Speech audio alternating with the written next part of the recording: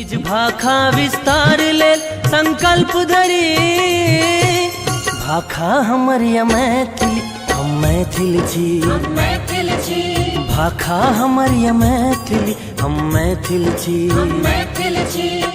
निज भाषा निज मातृलिपि केँ हम सब मिल सम्मान करी, अपने जो नहीं मान करब तो अनका सौ की आस करी, अनका सौ की आस करी।